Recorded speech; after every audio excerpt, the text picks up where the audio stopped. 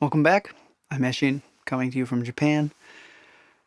This time I'd like to read you an essay that I wrote. It might look funny. I'll be reading down here like this.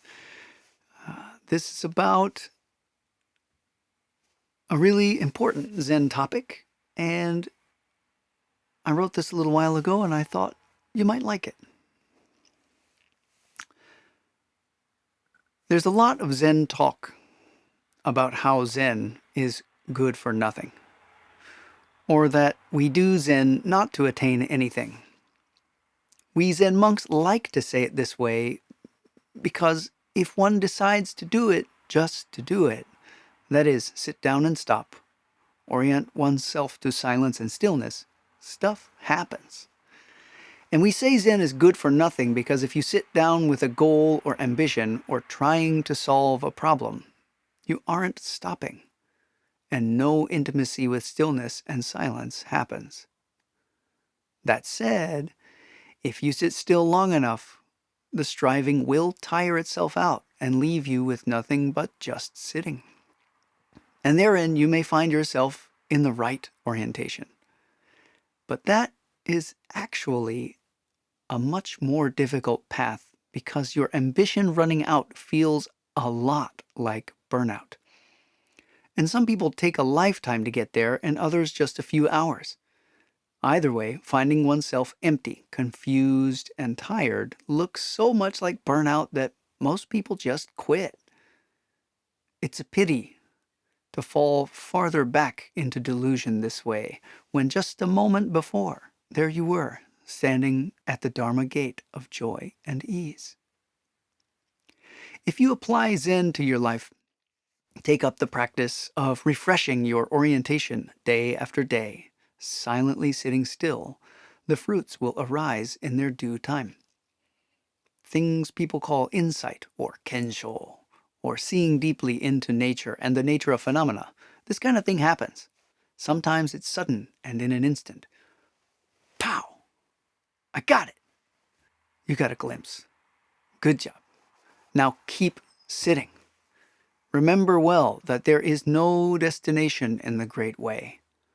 Sometimes it is slow and gradual, almost imperceptible over the course of years. There's no flash, no cold sweat, just a sense that you've looked directly at something that has been in the corner of your eye all along. Whichever way it goes, your practice is ripening. There is no complete and no incomplete. So why worry about not finishing? Just keep sitting. This really can't be repeated enough. It's really important to not get attached. Indeed, throw insight away as soon as it happens and think no more of it.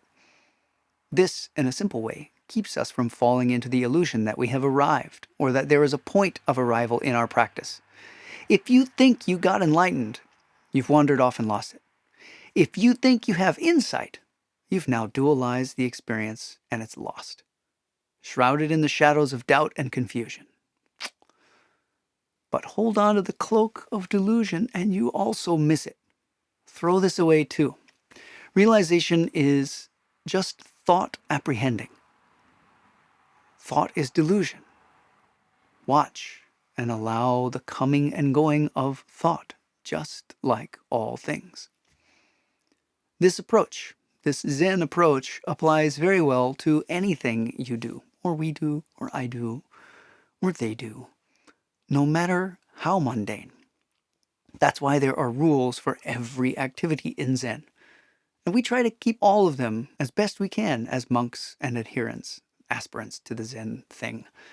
But here again, don't become attached to even keeping them. Nor must you anguish over failing to keep them, because this is becoming attached to failure. Indeed, calling it a failure is judging, picking and choosing, measuring in a mundane way, and thus is prone to turning the mind from balance, and therefore from the way. To speak a little personally, this Zen thing is evident in any of the other myriad curious hobbies I've taken up, or odd work I've picked up along the way. In all new endeavors, I have noticed that if you do something to achieve, to arrive, you crash and burn. The way is a path we walk. We live, not an arrival. Being a craftsperson, an audio engineer, a seamster, a construction worker, a laborer, a teacher, a palliative caregiver, a musician, a YouTube producing Zen monk. All these ask me, or any individual, to learn something along the way. Repeat the activity again and again, learning from each time and carrying lessons forward into the next day, the next gig, the next project, the next class period, the next work site, the next ceremony, the next meal, or the next adventure, or the next YouTube video. Again and again we repeat, and thus we become one who does whatever it is you do. Perhaps the strongest example in this adventure I've lived is the practice of music. To elaborate a bit about being a musician, a trumpet player like I am, we begin with simply making noise. As a kid, what a delight. We have no control of the sound, but we enjoy blasting and laughing and being silly with friends all along the way. And if a kid like me enjoys making noise enough, they just don't stop.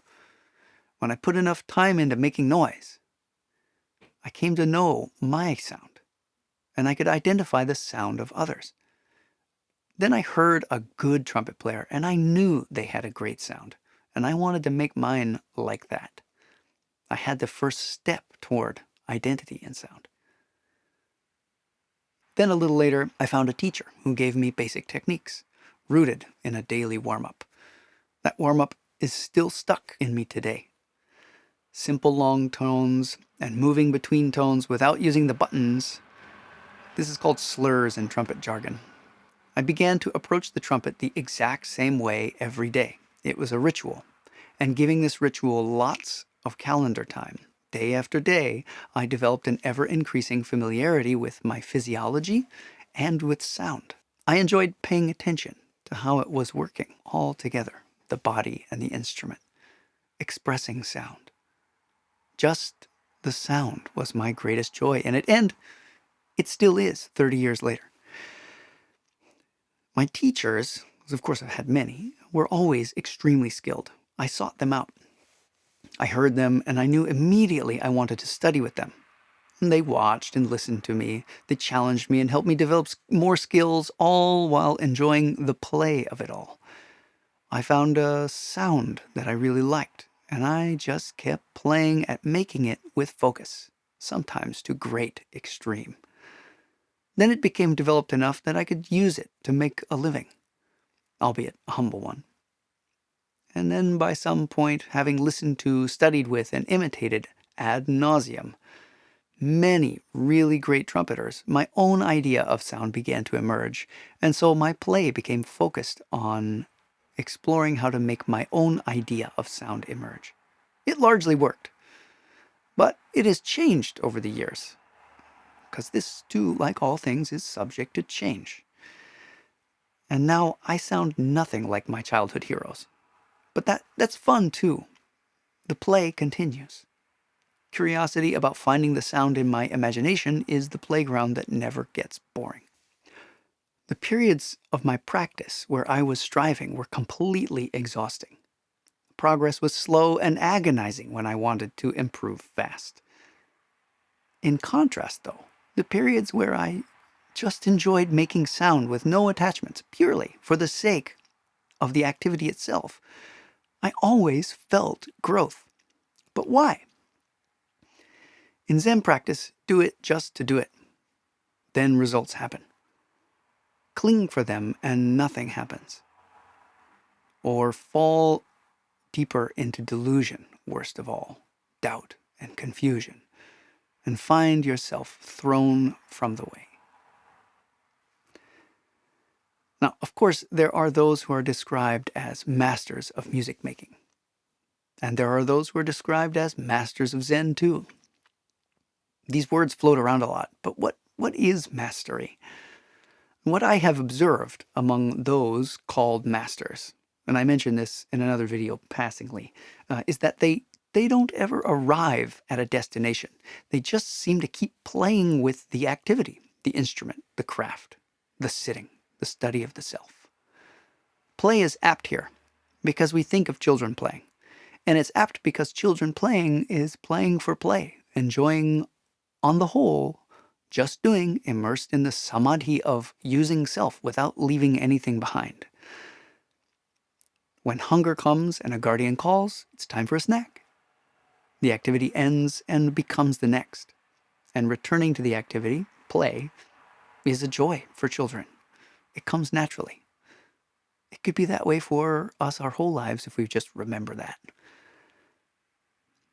And so too, ought whatever wholesome vocation we undertake be returned to naturally. Returning to the trumpet, the prep of the instrument, the warm-up, the exploration time alone, and then the joining with others in a band. Naturally, effortlessly, returning to the activity. And playing at this for enough time, no mind of gaining or arriving, others begin to identify mastery. Now, famous trumpet players like Dizzy or Miles just played and explored. They had ambition too, but mostly I think they were just enjoying the play. They were enjoying the adventure of discovering expression in music. They never just arrived at what they thought was perfect. Perhaps because every new day was a new opportunity to play. So why not? With that idea in mind, if we play at our life, exploring every detail with curiosity and a willingness to learn from rather than anguish over mistakes or misfortunes, we get closer to the great way. This Zen idea is pointing us at dealing skillfully, wisely, lightheartedly with the greatest, gravest matter we face, that of our birth and inevitable death. Given the preciousness of life, if we regard it this way, tending to the equanimous and concentrated doing in our lives is exactly doing it just to do it.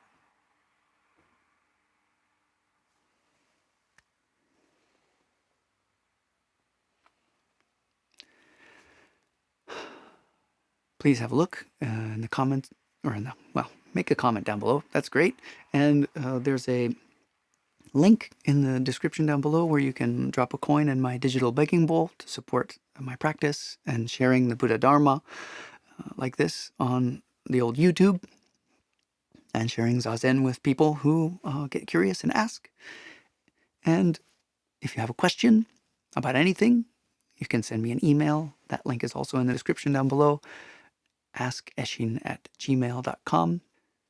And until next time.